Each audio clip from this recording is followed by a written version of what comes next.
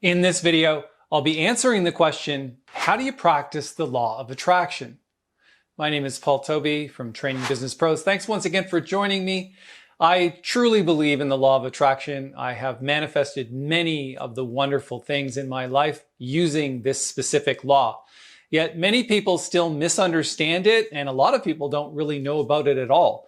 But if you're asking the question, how do you practice it?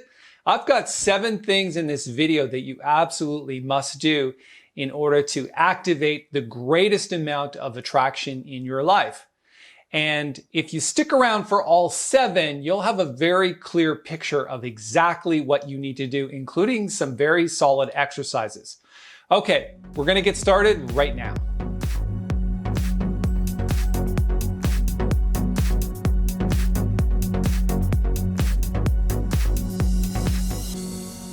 So how do you practice the law of attraction? You do it by doing these 7 things. And they're all important. No one is more important than the other. They're all powerful and they all need to be done. Okay, let's start off with number 1. The reason why people don't get what they want in life is because they don't necessarily know what it is they want. So number 1 is you need to clearly understand what it is you want to do, be, or have in your life that you don't have right now. Now, there's an exercise for this. It's called the True Heart's Desire Intensity Scale. I'm going to post a link up here to that video. Please, if you do one thing, go and do that exercise, because if you don't know what it is you want, there's a very good chance that you won't get it. In other words, if you don't know where you're going, any road will take you there. And that's really the cornerstone of the law of attraction. You use it to manifest the things that you want in your life. And if you don't know what it is you want, it's very difficult for the law of attraction to understand and help you manifest. Let's move on to number 2. The second thing is, once you know what it is you want, you need to stop doing things that don't support that intention. In other words, we all have these competing intentions. For example, I intend to lose weight and get in shape. At the same time, I intend to sit at the television and eat potato chips. So the intention of the moment wins out over the long-term intention. Of course, this takes a little bit of self-discipline, or a lot, as it were, because self-discipline is the ability to focus on what you really want versus what you want right now, all of those competing intentions.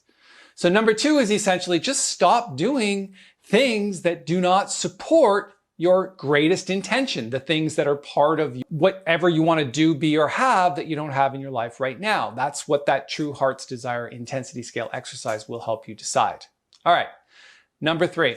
You need to start clearing out any limiting beliefs that you have about being able to manifest your desires. For example, if you struggled your whole life to lose weight and get in shape, you need to clear out limiting beliefs that say it's not possible. It's totally possible. It's just a question of self-discipline and enthusiasm. And is that clearly stated as one of your goals that you feel excited about? And the more you're excited about it, the more it activates the law of attraction and the more it will manifest in your life, because people will help you. There will be situations and circumstances that just appear out of nowhere to help you achieve whatever goal it is you want.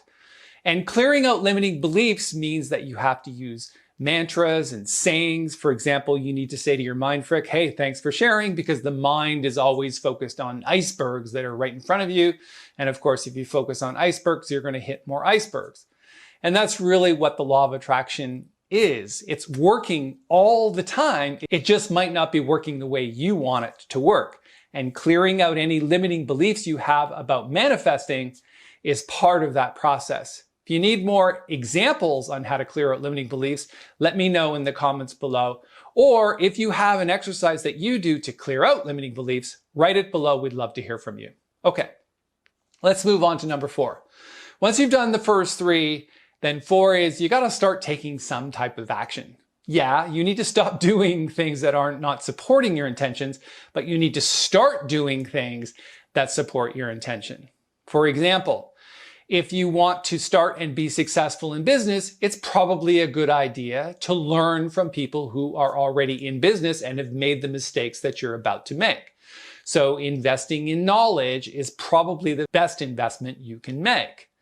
But yet people still think that, oh, well, that was for university, I'm done with that. Well, if university didn't work out that great for you, there are other ways to learn. For example, I've been giving training courses since 2004, and I've had thousands of people cross my path to learn things like the law of attraction and how to start a business and how to do digital marketing and what marketing automation is. If you don't know what any of that is, then it's a good idea to start learning. There's a lot of videos in this channel that you can start with.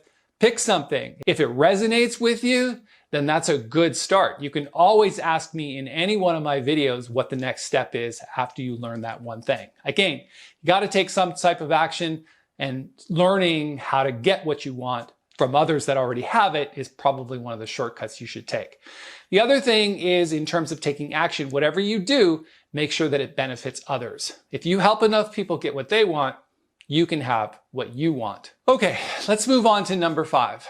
In addition to practicing the law of attraction, you also need, as part of that, to practice what I call the law of detachment.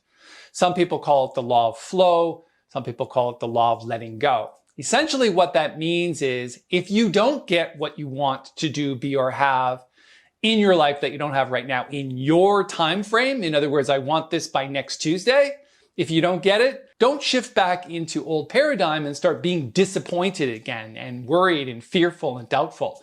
All of those are the opposite energy to the energy that you need to start manifesting.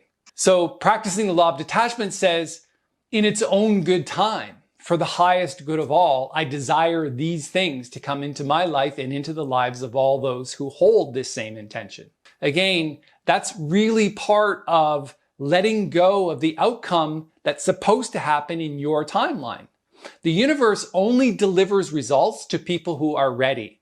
And it's a pretty good bet that if you're just starting your journey and you are reinventing yourself, it's probably not going to happen quickly. Me, it took several years after leaving the music business and starting my own business for it to be super successful. And eventually it was. That's because I practice the law of detachment all the time. If something bad happens, it's just a matter of perspective whether that's bad. To me, it's just the universe saying, hey, here's some resistance. Do you want to keep going down this path, or do you want to pick an easier path? So that's the whole 3 resistances in a row rule that I learned from Dr. Robert Anthony, as well as the True Heart's Desire intensity scale exercise. Brilliant man, Robert Anthony. Okay, so number 5 was practice the law of detachment. Let's move on to number 6. Persistent, enthusiastic focus. What you focus on tends to expand into your life. Do you remember earlier when we were talking about intentions? I intend to exercise, lose weight, get in shape. But I have this competing intention that says I just really want to sit there and watch television and eat potato chips. I'm pretty sure you have enough common sense to know that eating potato chips and watching television is not persistent, enthusiastic focus. I personally, when it comes to weight, have not really struggled that much, although I've been a little bit overweight several times in my life. I have enough common sense to know that I go to the gym 4 times a week, and I do stretching, and I do some cardio, and I do weight training. It's just one of the things that you do that keeps you in shape. That's persistent, enthusiastic focus. Okay, I might not be so enthusiastic about exercise, but I'm certainly enthusiastic about looking my best. And that's a really important thing in life. If you want to look the part, that can help other people see, oh, you're a leader, you look the part. And that's really important. Okay. That's number 6, persistent, enthusiastic focus. Let's move on to the last one. And I think this is a really important one. You're going to love this one. Okay. Celebrate your wins. Most people don't celebrate wins. For example, if you have a job, you probably get a paycheck every week or every other week. Okay. You never celebrate that. You don't run out to a restaurant, go, oh, I got paid this week, let's go to the restaurant. Although it is a win. And you should practice some type of celebration for that win. But yet you don't, because you've been lulled into comfort zone. And your comfort zone equals your money zone. So the more you celebrate incoming, the more incoming there will be. Again, it's all about focus. Whatever you focus on tends to expand, and part of that focus is celebrating each and every win. If it's a simple high five with your spouse saying, hey, cha-ching, then that's one of the things you need to do.